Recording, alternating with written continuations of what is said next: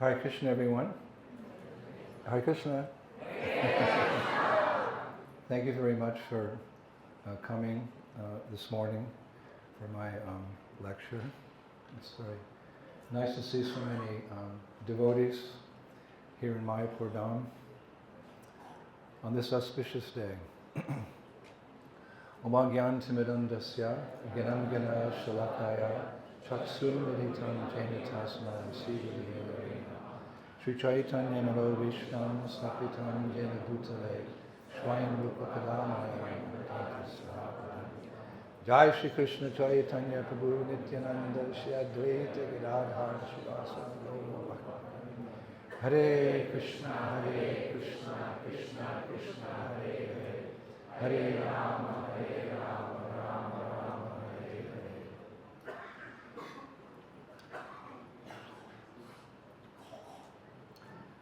So, today is Akshaya Tritiya.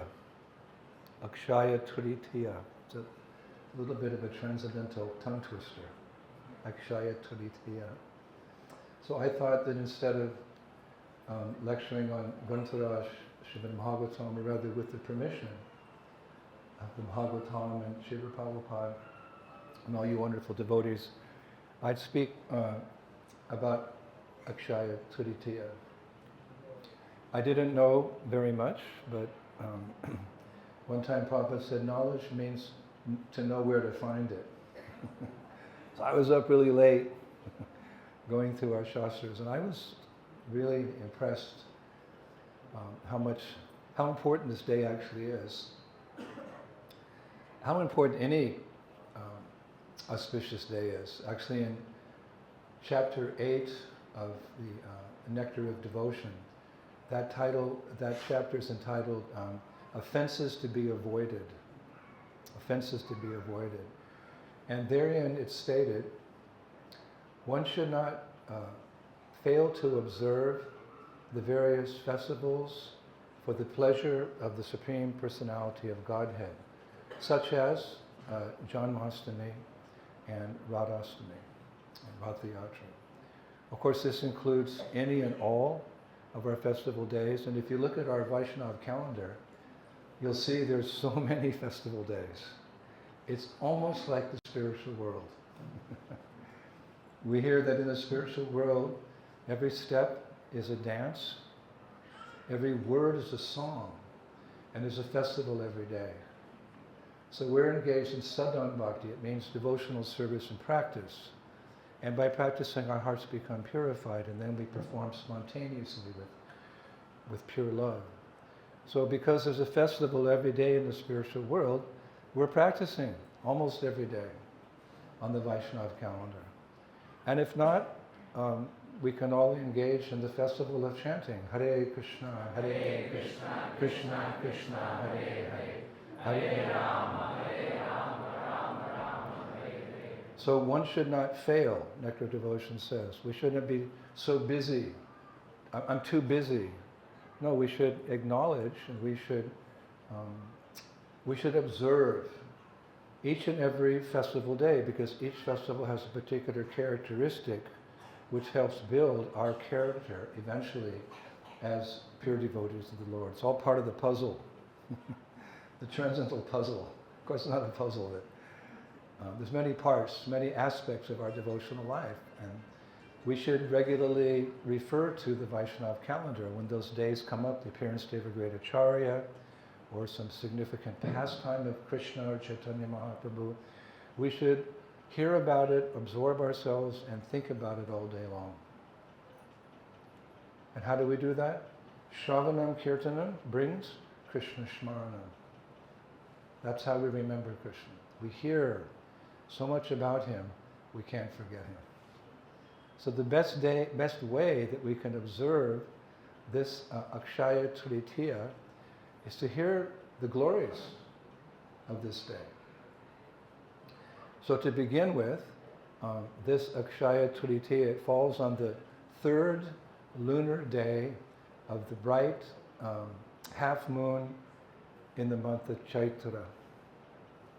Now, it's very well known. I mean, it's a day which is being observed by all the people of India today, because it's known as the day of everlasting prosperity, which is pretty much the goal of most people in this world, to get ahead, material prosperity, then you could enjoy. So it's a day known as everlasting prosperity. Actually, in Sanskrit, the word Akshaya means three things: everlasting, eternal, and never diminishing. If you go even to the newspaper today, I'm sure they're talking about it. Everyone will say this is a day of everlasting. It's everlasting, it's eternal, and it's never diminishing. On this day, the sun and the moon are exalted. Both are simultaneously at the peak of their brightness, which happens only once a year. I hope it's a clear day. We'll see if we go outside. The sun's very bright. You'll notice, oh wow, it's really bright. You may have to even wear sunglasses. And similarly, at night, the moon is also very bright. For astronomers, everybody gets, this day can satisfy everyone. Astronomy, go out in the moon. Wow, the moon's really bright. These two, the moon and sun, they're at the peak of their brightness on this day. So many things today. And in general, it's understood that today, this is a good day to begin new ventures. In fact, I was reading that in India there's a mad rush for gold today. Am I correct? Yeah. It's a mad rush. People go to the jewelers. Astronomers love this day. Jewelers love this day. You can go, and people buy a lot of gold, because it's understood that because of buying gold on this day, the gold will never diminish. Will never diminish. The value of gold goes up and up and up and up. However, as practicing Gaudiya Vaishnavas, as aspiring transcendentalists, we observe this day. It's part of our Vedic culture. We observe this day, but we observe it in a different way, of course. We use it to begin perhaps a new service. We're doing our services. So we're always praying for more service, aren't we? What is the meaning?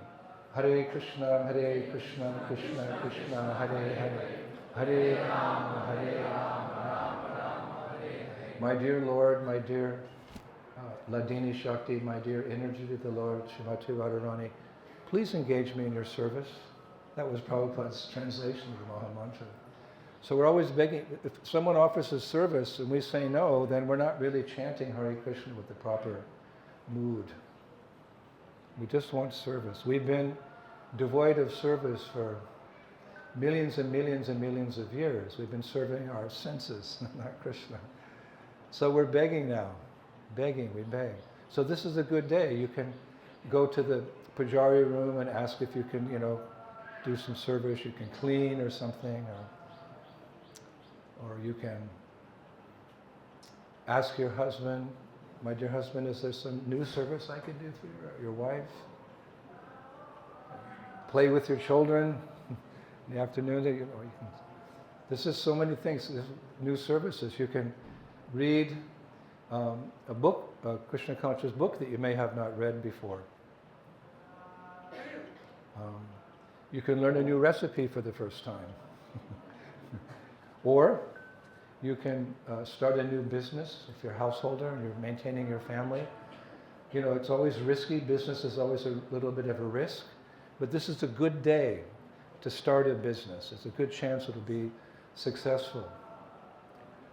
Or as devotees, our ultimate identity as devotees, we can use this as an opportunity to renew our chanting. To renew our chanting. That's my goal today.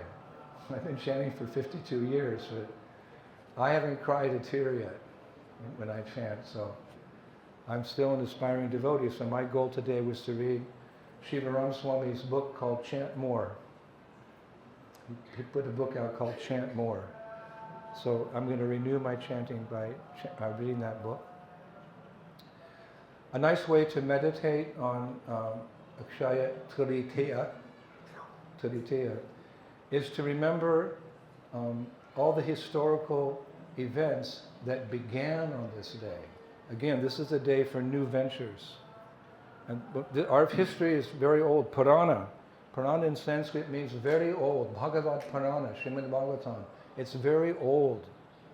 Purana. Our history goes back millenniums or more to the beginning of time when Lord Brahma created the material manifestation. He's our first guru. So if we look at history, the history of our movement, or let's say our greater culture, our Vedic culture, this is a day that many historical spiritual events started. For example, on this day, Akshaya Tritiya, Lord Pastime appeared. I said, wow, really? That was really cool. He appeared today.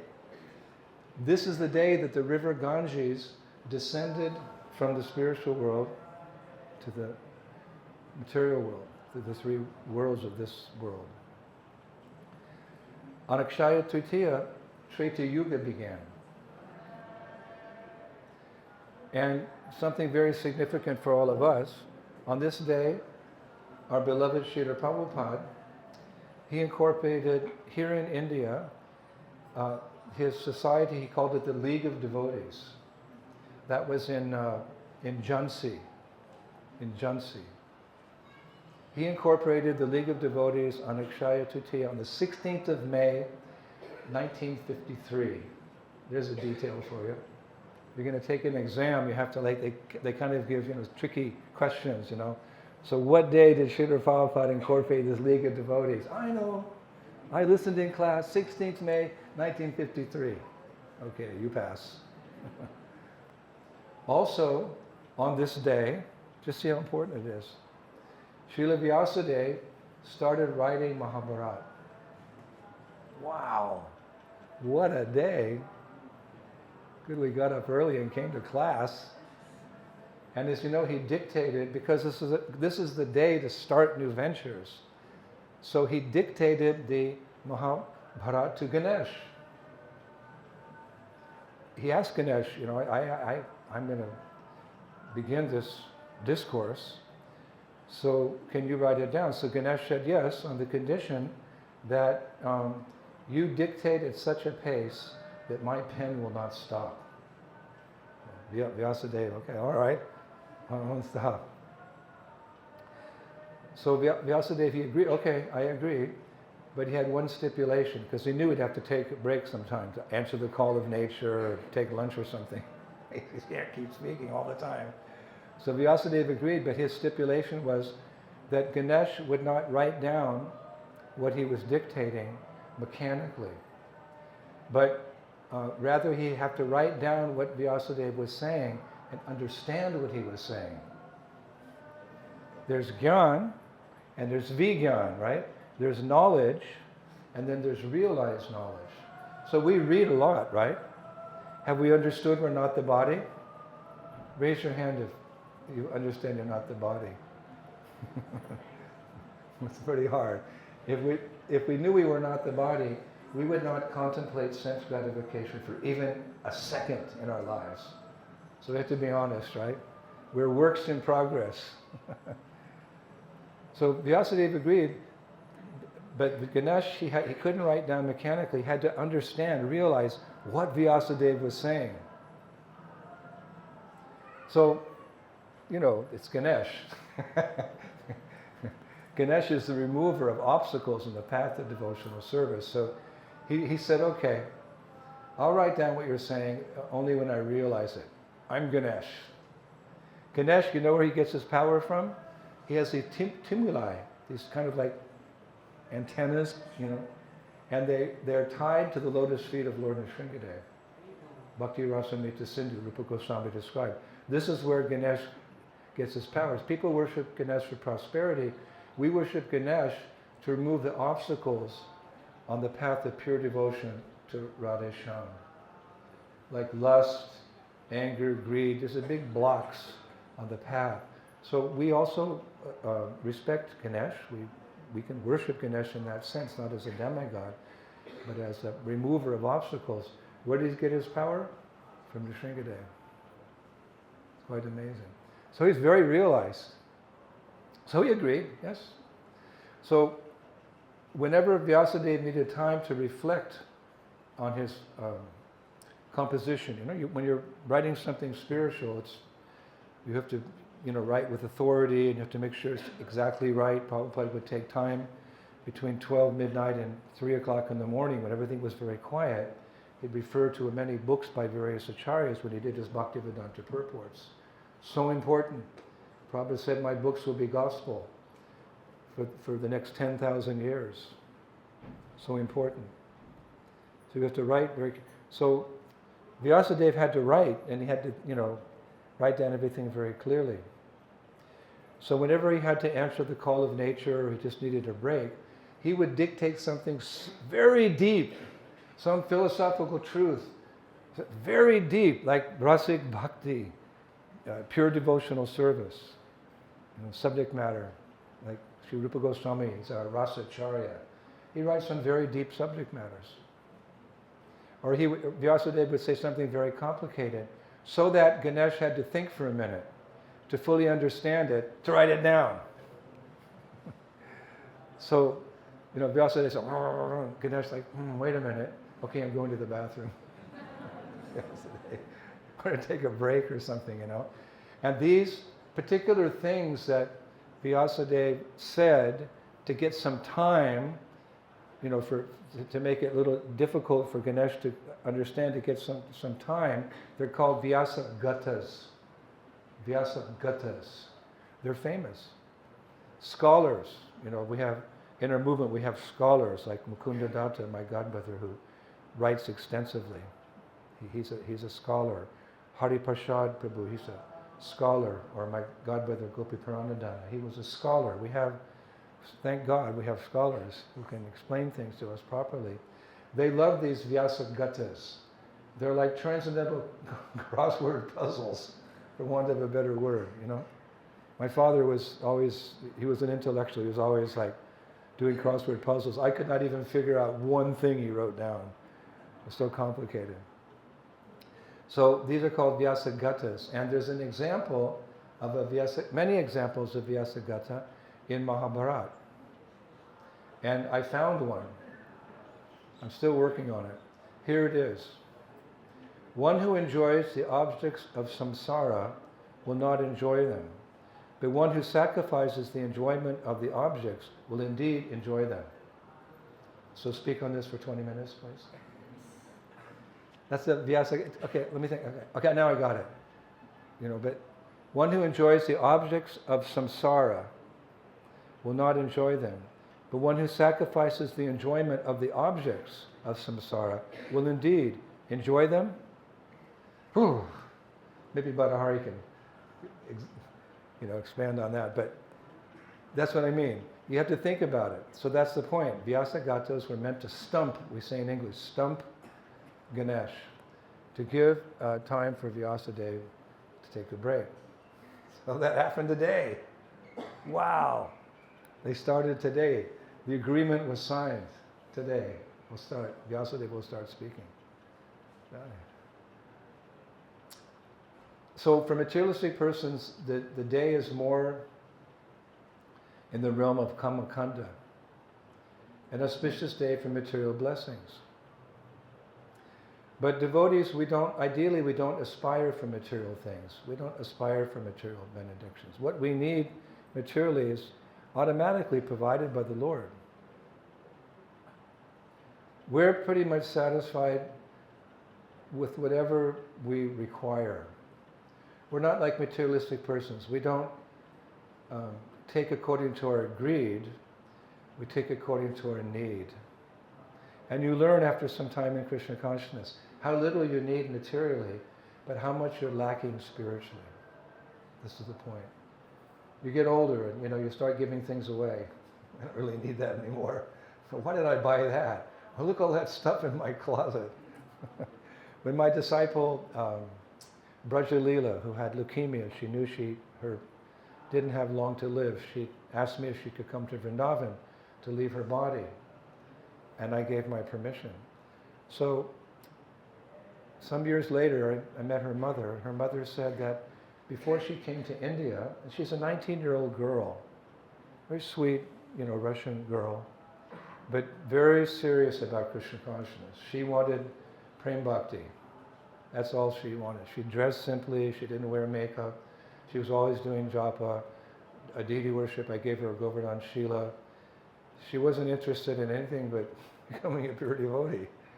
And then she found out she had leukemia. It's almost like a blessing in one sense, in disguise. So what she did is she went home. I forget what town she lived in Russia. Her mother said she gave away everything in her room. She grew up, she was a teenager, and then she joined Krishna consciousness. She gave away everything, her dresses, her jewelry, her books, there wasn't Harry Potter, but things like that. She gave all that stuff away. Her mother said she was so embarrassed that she had these things. And she even gave away, or no, rather, she burned all the photos of herself before she was a devotee. Brajalila Devi Dasi Ki. So she left home with nothing but her mala. I think she had 2 saris, that girl. And she came to Vrindavan, and she lived maybe, I can't remember, 7, 8 months, something like that. And all day long, she was hearing 10th canto of the Bhagavatam and reading Nectar Devotion and chanting. As she was departing, I actually came from Poland. I knew she was leaving, so it was on the Polish tour. I left the Polish tour, which was my pride and joy. I left and I flew to India, and I came to Vrindavan, and that was the day she left. And she was on her deathbed, and I was just chanting in her ear, Hare Krishna, Hare Krishna, Krishna Krishna, Hare Hare, Hare Rama. She said, Guru Maharaj, I have a material attachment. I'm not going to make it. I have a material attachment. I hope to become free of all attachments to love Radhe Shyam. I have an attachment. I said, she was whispering because she was leaving. I said, Braja, what is it? I want to eat a red tomato. I said, my dear spiritual daughter, if that's the only attachment you have, don't worry. Krishna will take that away from you. So we don't aspire to get more stuff. We want to get rid of stuff. We don't want more material benedictions. Of course, we need things, so sometimes, we need extra things. That's to be understood. But we don't take according to greed, we take according to need. Because what we require will be provided by the Lord. Chetasa sarvakarmani maya sanyasha matpara buddhi yogam pasritya matchita shatatam bhava. In all activities, Krishna said, just depend upon me and work always under my protection. In such devotional service, be fully conscious of me.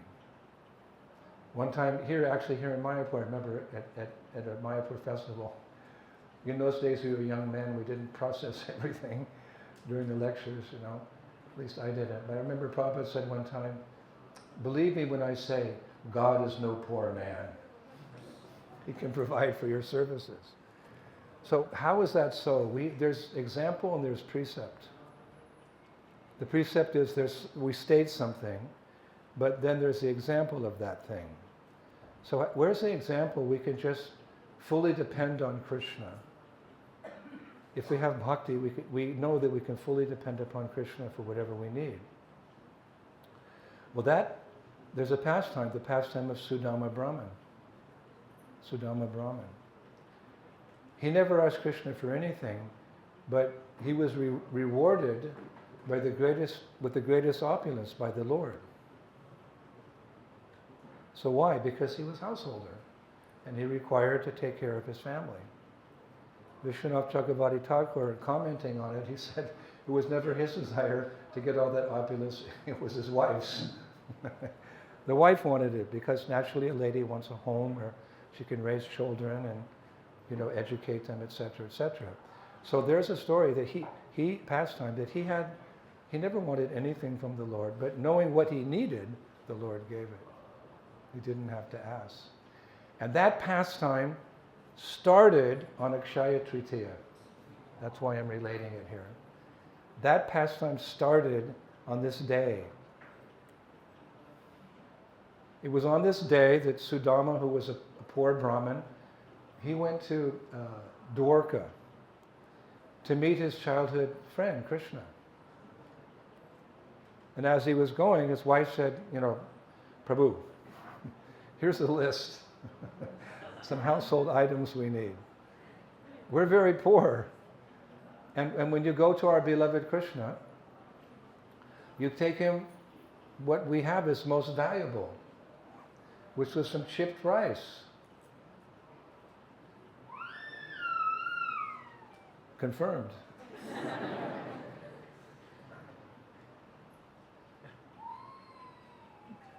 We live here in Mayapur, we live quite well. Badahari and I will tell you, when we first came here in the 70s, it was pretty austere. You had to come with a mosquito net, mosquito repellent, some cookies or something, because it was basically khichdi and bananas, and the cooks somehow mixed it with bad water, and we always were sick. Anyway, it was transcendental, we loved it, but it was very, very austere. And just recently, some of my disciples prepared an apartment for me. And it's nice. But as I'm staying there, I'm remembering that, most of Bengal doesn't live like that. I have a washing machine. And I have hot water. And my computer, But I remember going on Harinam last year, I think it was. You don't have to confirm everything. I remember going on Harinam here and going into the villages 10 minutes away.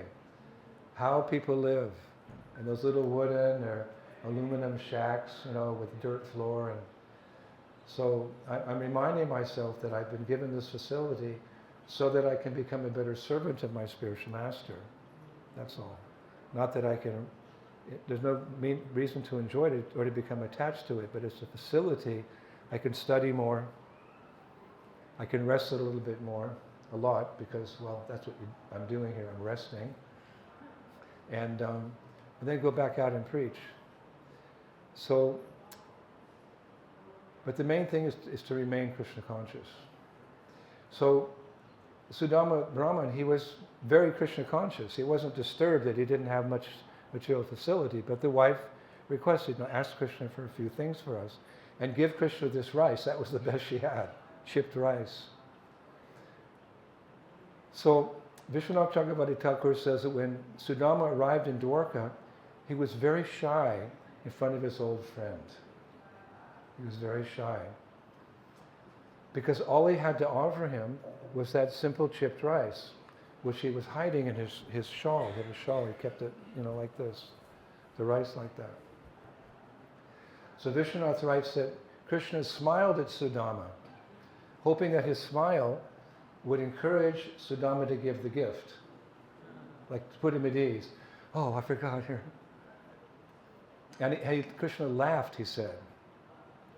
Vishwanath said Krishna laughed as if to say, Sudama, how long do you think you can hide that very precious gift in your cloth?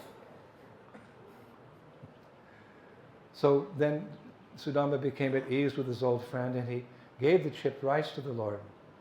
And Vishwanath Chakravarti Thakur writes that Krishna was so fond of Sudama that he accepted the chipped rice, completely ignoring its inferior quality, and blessed his friend with unlimited wealth.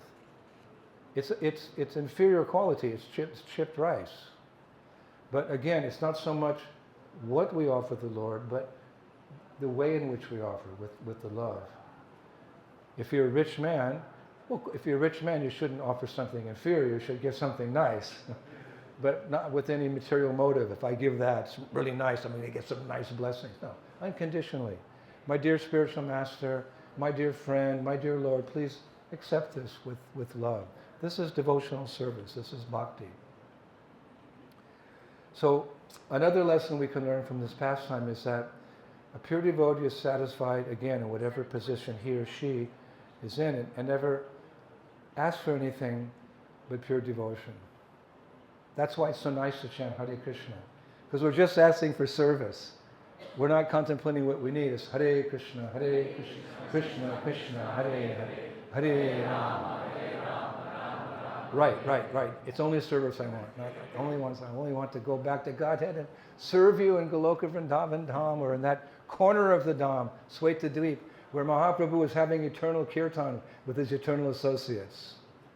In the spiritual world, there's a part of the spiritual world where it's just Harinam Sankirtan. Mahaprabhu is dancing with the Dvaita, Nityananda, and all his associates. So you can go to the groves of Vrindavan, or you can go and be in that kirtan party. Or, our acharyas explain, you can have two identities. This is very deep. You can be in that Sankirtan party of Mahaprabhu as well as in Vrindavan. Hare Krishna. That's very deep. But really we don't ask for anything. Varam deva mokshanam, na moksha varam vadem va, nachanyam vrinhem, vrinham varashet apiha. Idam teva purnata gopala bhalam, sadama manas yavi varashnam kimanyai. O Lord, although you are able to give all kinds of benedictions, I do not pray to you for liberation, nor even eternal life in Vaikuntha, nor any other boon. O Lord, I simply wish that this form of yours, as Bala Gopal, baby Krishna, in Vrindavan, may be ever manifest in my heart.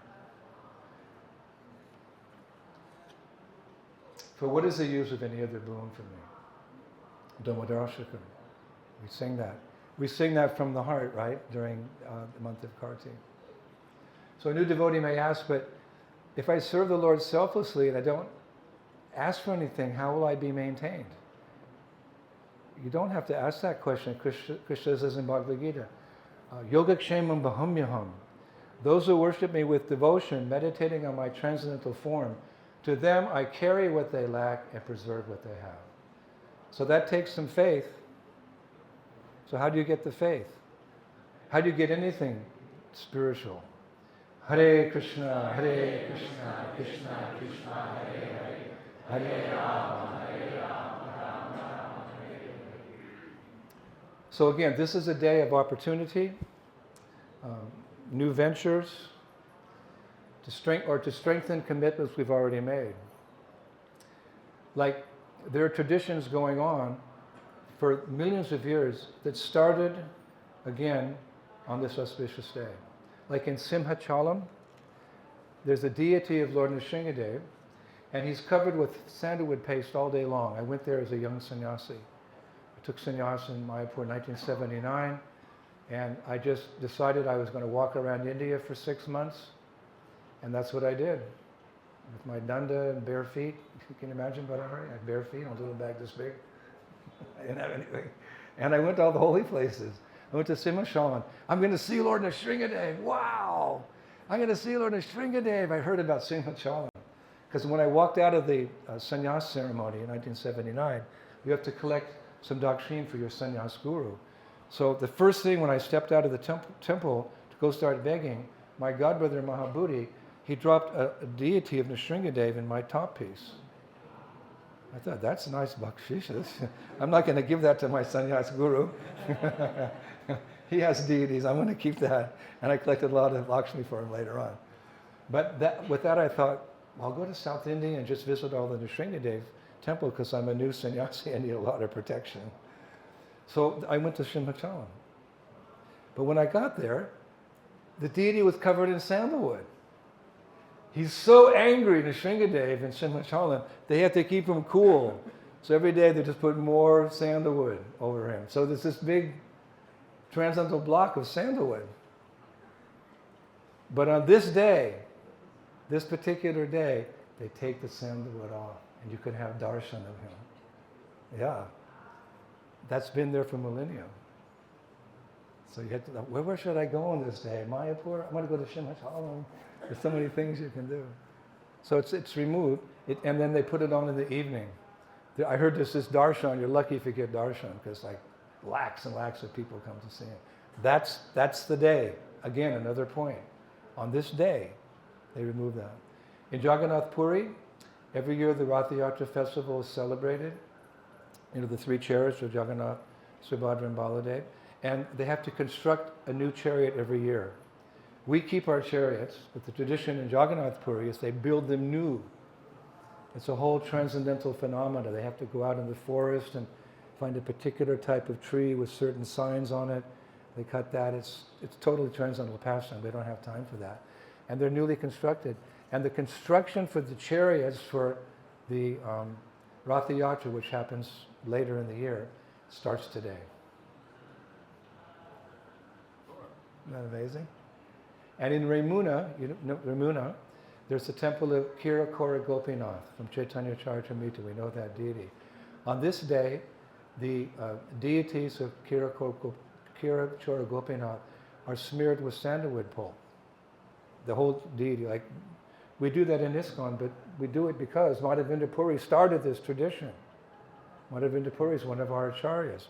He started this tradition on this day. When he got there, they started bathing that deity or covering that deity in sandalwood paste. And in Badrinath, today in Badrinath, if you were in Badrinath, I looked at the video the other day, it's still snowing in Badrinath. But it's supposed to stop soon because in Badrinath, on this day of Akshaya Tritiya, the temple opens for pilgrims to come and take darshan. It's closed all winter. When winter starts, in November, I think, November, December, January, February, March, long winter up there in the Himalayas, the temple's locked. Just a few sadhus live there, actually. They live there, a few sadhus. And Lord Brahma does the artik for 6 months. They put the flame, they light the flame. When they close the temple for the winter, they light the flame in the what do you call that? The dweep? The lamp. They light it, and when they come back 6 months later, it's still burning. The lamp is still burning 6 months later. Why? Because the demigods do artik every day to Badrinath. We're in a wonderful movement. It's so mysterious, it's so mystical, it's so magical. How does that lamp, for 6 months, that little one ghee lamp is still burning? Because the demigods come. Haribo. And they open the temple today. Today, you can, if you were in Badrinath, wow, mommy, look, the candle's still burning. Look at the deity, Baba. We're here for darshan. And on this day, Akshaya Tritiya, this day, well, it's also known for something amazing. Perhaps maybe most people think about it in this relationship, for the Akshaya Patra. This is the day that Draupadi was gifted with the mystic pot, that Akshaya Patra, by the sun god, which could feed unlimited persons, until she herself had taken prasadam. Today she got the Akshaya Patra. You have much to meditate on today, all these different pastimes. As most of you know, the five Pandava brothers, Yudhishthir, Bhim, Arjun, Nakula, and Sahadev, they'd been banished to the forest for, I think, was it 12 years? 12 years. And they were living incognito. And one day a great sage came, Durvasa Muni, with 60,000 disciples. Can you imagine what it's like to have 60,000 disciples? I can't imagine, but His Holiness Draupadi Maharaj, he can imagine. I always know when I meet a disciple of Draupadi Maharaj, because these days you get a long name. You've got to put a few names together, because Prabhupada told him to have 50,000 disciples, and he's fulfilled that. So Durvasa Muni, he had 60,000 disciples. And he came to visit the Pandavas, Kunti and Draupadi, while they were in the forest. So it's when a sadhu comes to your home, then you're obliged to entertain them, not entertain them, but to greet them properly and feed them. Because by feeding a sadhu in your home, any mistakes that you've made, or if there's any sinful activities, they're eradicated when the sadhu visits your home, if you feed them. Of course, that's not why we invite sadhus to our home, but that's a perk. We want to hear from them. So the sadhu will speak. So Durvasa Muni was expecting that, although they're in the forest, they're grihastras, so they should feed us. So ordinarily this wouldn't have been a problem because Draupadi had a benediction from the sun god. He gave her this magical plate. And the nature of this plate, or this, you could say like this bowl, was that it could feed as many people as Draupadi wanted once, but after she had taken prasadam, the plate became inactive. She could feed 60 million people with that pot, like Akshaya Patra. But once she took something from it, it lost its potency until the next day, next sunrise. This is a benediction. That benediction, actually, I researched it, that benediction is found in Mahabharata, in Vana Parva section 3. Phalam mula misham shakam sanskritam yan mananyahe chatur vidam tada nadyam khyayam te bhavishyati. O king, accept this copper vessel which I give to you. This is being given, the sun god's giving it to Yudhishthira, who gives it to Draupadi. O you of excellent vows, as long as punctually Draupadi will have this vessel, without taking its contents of fruits, roots, and vegetables and grains, these 4 kinds of foodstuffs shall from this day be inexhaustible. That's spoken in a very, elaborate English. But basically, what the sun god is giving to Yudhishthira is a pot that's unlimited food. But the problem was that when Durvasa Muni had showed up with the 60,000 disciples, Draupadi had just finished eating, and she even cleaned the plate.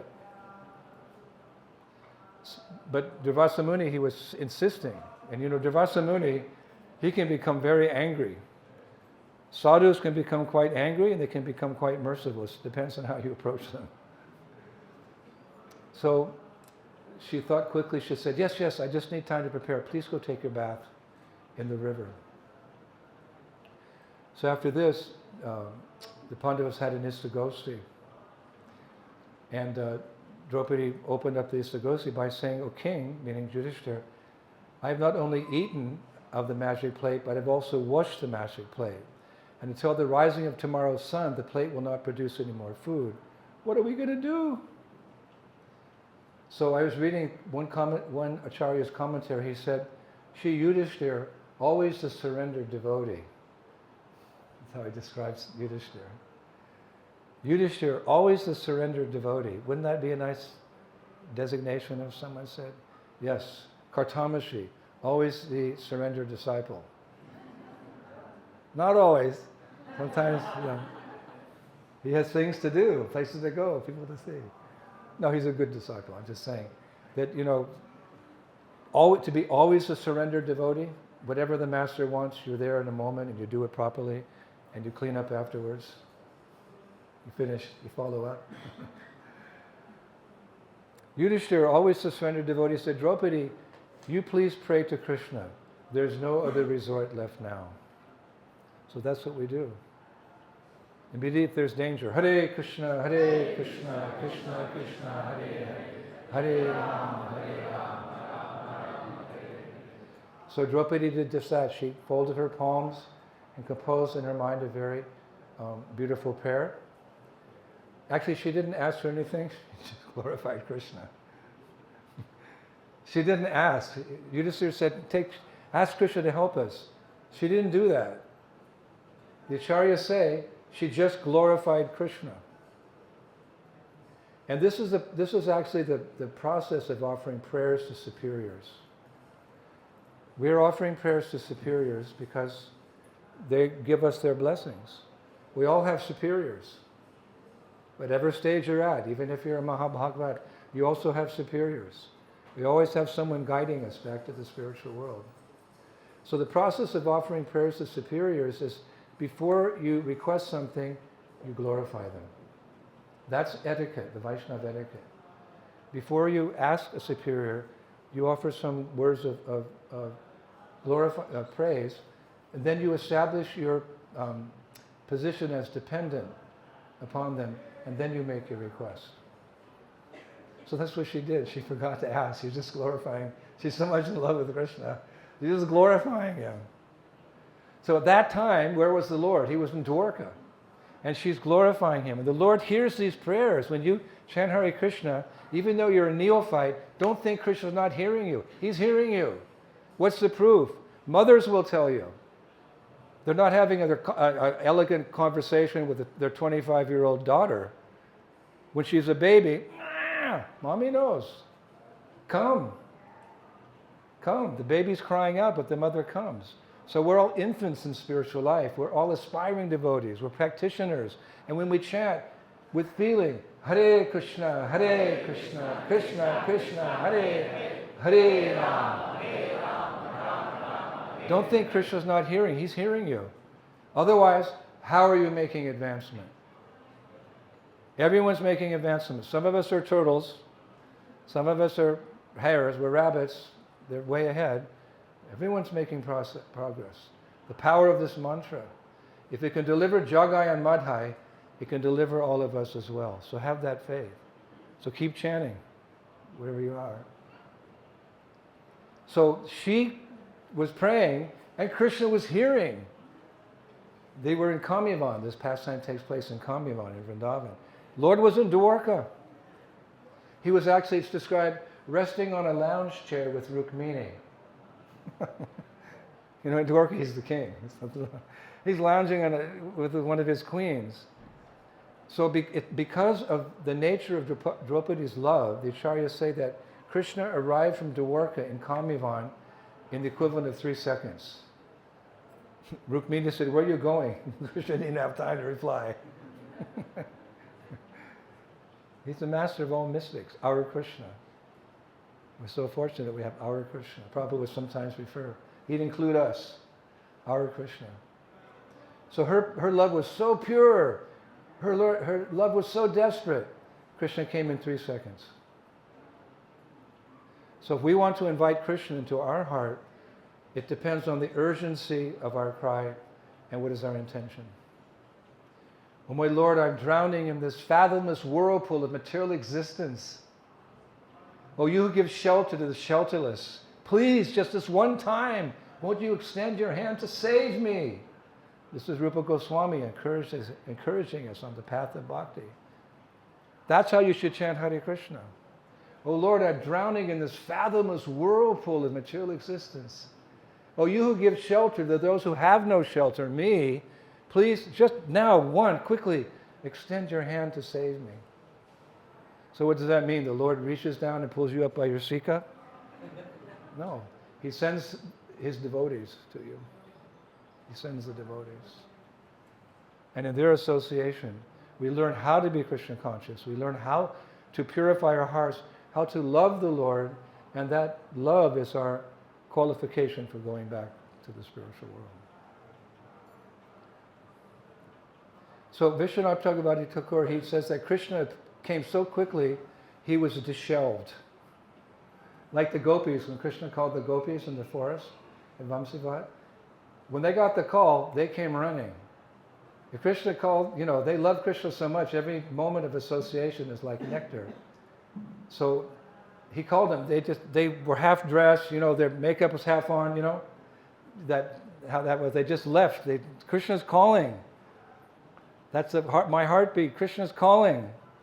Just like Prabhupada said, before all of you came to Krishna conscious, he pointed to his disciples, you were doing so many nonsense things.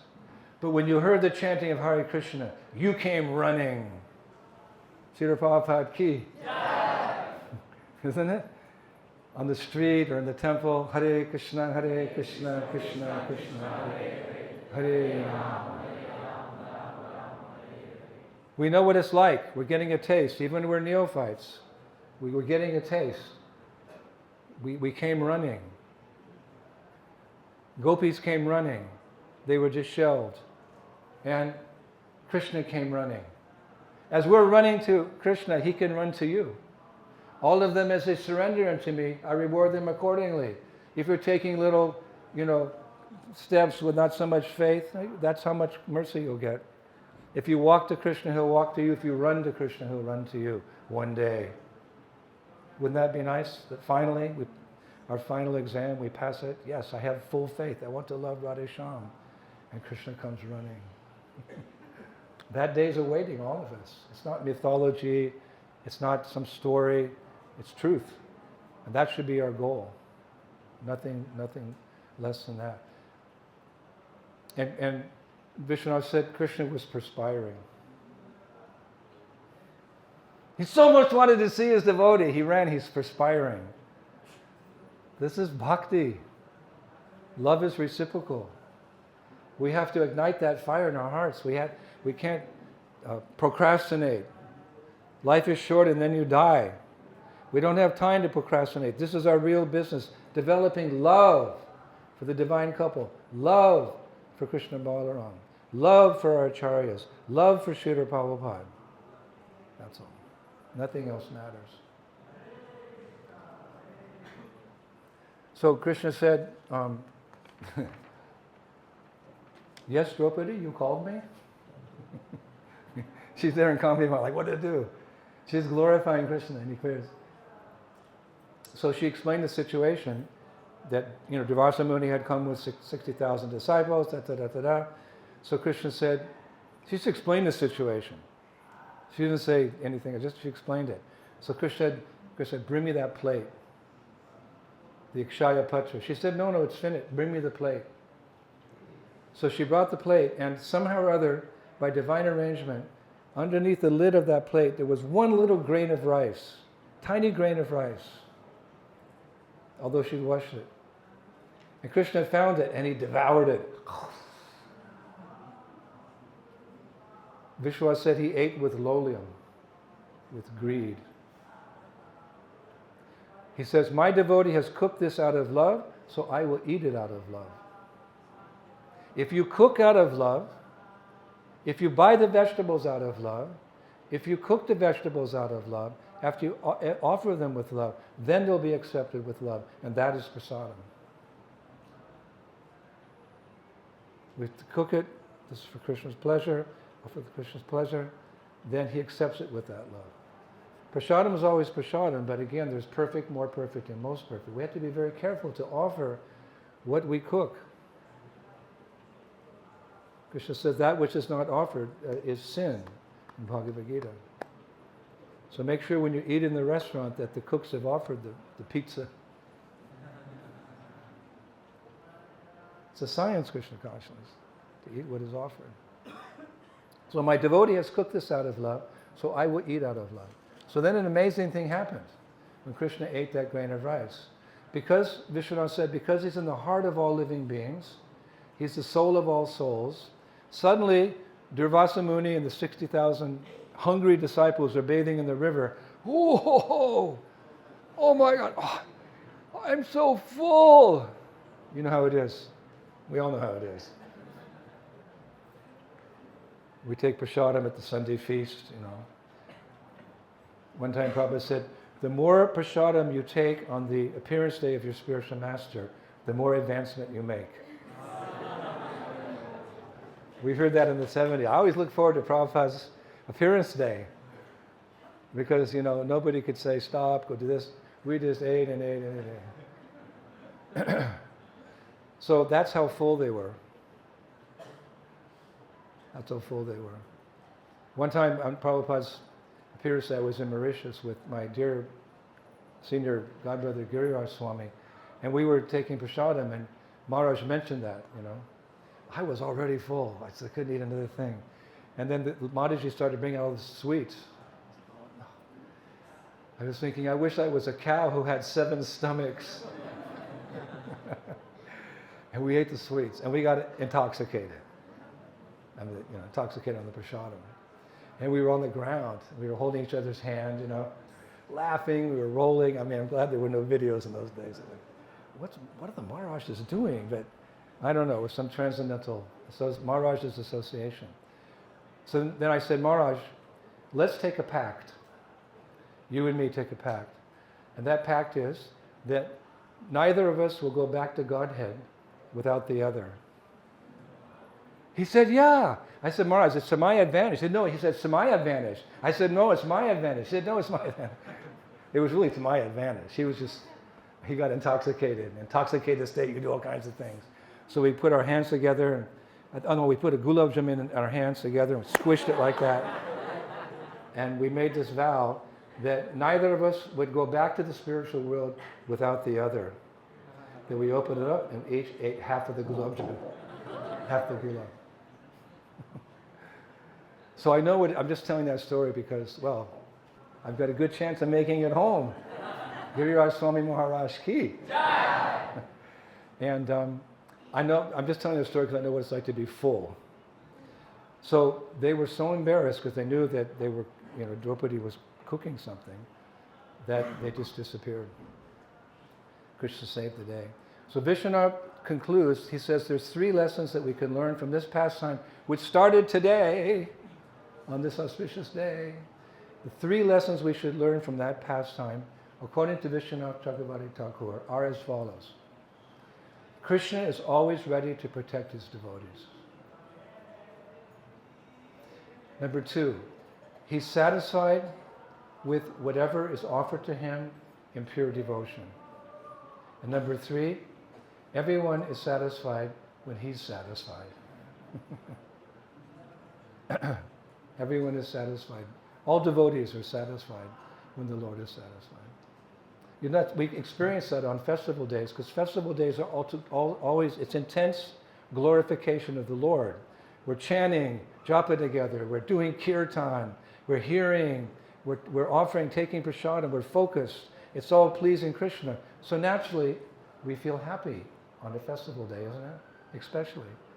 So if we could do our devotional service in the same mood every day of the year, we'd always be happy. If Krishna's pleased, we'll be pleased. That's the science. And what happened to the pot? I always wondered, where's the pot? This is 5,000 years ago. Scientists are finding articles from 10,000 years ago on the Earth planet. What happened to the pot? That pot eventually came under the custody of Madhvacharya. I don't have time to tell the whole story. Came under the custody of Madhvacharya. So in the Madhva Sampradaya, at the Shri Krishna Mut monastery in Udupi, and Udupi has that beautiful Udupi Krishna. On this day of Akshaya Tritiya, that pot comes out, they keep it hidden, it comes out, and it's worshipped in a grand way. And the prasadam that they cook in that pot, millions of people want to taste that prasadam. I never saw it because it's hidden. Today you have to go Simachalam to see Nishringa, or you can go to see that pot in Udupi today. It'll come out. They give prasad. There's a big artik done. What a day it is today.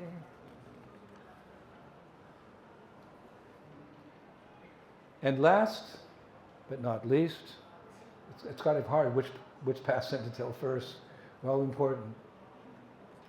This day also has a special significance in Sri Vrindavan Dham. There's a big festival today in Nandagram on this day. This day. If you were in Vrindavan, I guess if I had a choice, I'd either be in Mayapur or Vrindavan. We're in the right place at the right time doing the right things, Prabhu. This is a nice day to be in Braj because there's a festival at Nandagram and it celebrates the day that a very important event happened at Pavana Sarovara. Pavana Sarovara is one of the favorite places for the cowherd boys to bathe. That's a lake which is at the bottom of Nandagram. You may have been there. Someone renovated it a few years ago. Beautiful lake at the bottom of Nandagram. So what pastime happened there that on this day, that the Brajabasis all go out to Pavana Sarovar. They have a big festival today. Why? Well, when Nanda Maharaj established his residence at Nandagram, he excavated a large lake, and it became known as Nanda Sarovara. There's also a lake, Yashoda Sarovara, as well, because they're king and queen and they have their private bathing places. So when they were making Nandagram, they made a beautiful lake for Nanda Maharaj. And he and his family, other Brajabasis, they would bathe in this lake every day. Actually, the ladies would bathe at the other side of Nandagram, or the Yashoda and the girls, but Nanda Maharaj would bathe there, and he'd also invite Vrishabhanu Maharaj to come from Varshana to bathe in his lake as well. So when the Brajabasis weren't bathing there, because it's a sacred lake, very often Radha and Krishna, they would come to bathe in that lake as well. And that's a lake where they like to swim underwater. They dive in and swim underwater, and they'd have underwater pastimes at Pavana Sarovara. So next time you go there, you can remember, this is where Nanda Maharaj took his bath every day, and this is where Radha and Krishna would have underwater pastimes. They can hold their breath longer than us. Krishna's the Supreme Lord. They would go underwater and have swimming pastimes. I thought that was a nice detail. So one day, before everybody was bathing, Nanda Maharaj went to his kund and Yashoda went to her kund with the girls. Krishna saw Mother Yashoda was making some very unusual types of prasadam. Not the usual, rice, dal, and chapati that she would prepare at that time for lunch. Rather, she was making like little fried things, like fried noodles and little cracker-like things. It's called, in India, they call it mutri. Mutri. So she's cooking these fried things. So Krishna came and he said, Maya, what kind of funny prasadam are you making? She replied, my dear darling son, today your father is going on pilgrimage. So I'm making all these fried things. So it lasts him a few days because he's leaving Vrindavan. He's going on Parikrama. So Krishna said, Maya, where is father going? She replied, my dear son, he's going to Prayag. Prayag. So Krishna said, little children always asking questions, Maya, where's Prayag? She said, Lala, I'm too busy making these preparations. Stop pulling on my skirt and go ask your father where's Prayag. So little Krishna, he's this little boy at this time, and he went to his father. He said, Papa, where are you going? So Nanda Maharaj said with a smile on his face, I'm going to Prayag. So little Krishna said, and where is that, father? Nanda Maharaj said, Lala, it's a very sacred place far from here, where the Ganga, the Yamuna, and the Saraswati join together. Why are you going there, father? To take a bath. To take a bath? Yes, my son, it's a very auspicious place. So Krishna didn't want his father to leave Vrindavan, and he wanted his father to understand that actually Vrindavan is the most sacred place, and any sacred place on this planet or in this universe is an extension of that place's original place in Vrindavan. All holy places in India are simply an extension of their original place in Vrindavan. That's why there's 60 billion holy places in Vrindavan. All the other holy places in India, they're expansions of those holy places in Vrindavan. So Krishna said, Papa, you don't have to leave Vrindavan. No. It's a very, very auspicious place, Prayag. I have to go to get purified. This is a pastime. So Krishna said, but Pita, today is not auspicious day to start your journey. You should go tomorrow on Akshaya Tritiya. Oh, I should go. Yeah. He said, Krishna, a very nice day for starting a new venture, Krishna said. You go then, don't go now. Krishna had a plan in mind. So Nanda Maharaj didn't want to disturb Krishna. He said, okay, Lala, I'll go tomorrow on Akshaya Tritiya. So the next morning, on this auspicious day, Nanda Baba got up and he went to take his bath in his lake, Nanda Sarovara. Now, when he got there, he saw this big man. He looked like a king or something, very regally dressed, and and he's important personality. And he's rolling in the dust of Vrindavan, laughing. Ho, ho, ho, ha, ha, ha, hee, hee, hee. Because I haven't said anything funny to laugh, so and he's laughing. And then he would get up, and he'd go and bathe in Nanda Maharaj's lake, Nanda Sarovara. Swim around.